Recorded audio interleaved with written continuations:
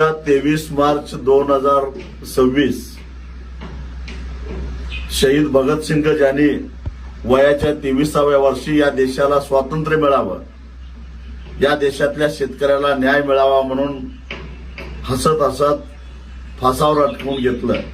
तो हा पवित्र दिवस आहे आणि याच दिवशी इतिहासामध्ये पहिल्यांदाच कोकणातला शेतकरी आपल्या न्याय या हक्कासाठी रस्त्यावर यायला लागलेला आहे.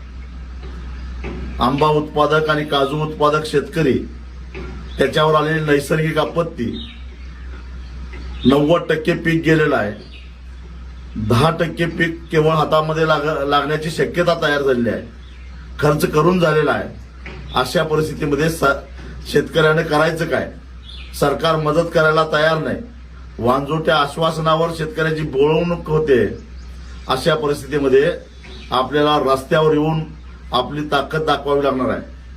पहिल्यांदाच कोकणातला शेतकरी आक्रमक झालेला आहे, रस्त्यावर आलेला आहे आणि हीच आक्रमकता दाखवून उद्या सकाळी 10:30 वाजता मुंबई गोवा राष्ट्रीय महामार्गावर नांदगाव फाट्यावर मोठ्या संख्येनं आपल्याला चक्काजाम आंदोलन करायचं आहे. एक लक्षात घ्या, आता आपण गप्प बसलो तर परत कधीच संधी मिळणार नाही.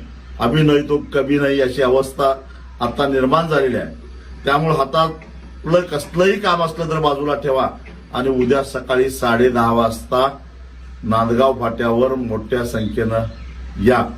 मी तर येणार आहेच, पण तुम्ही सगळे या एवढीच माझी विनंती आहे.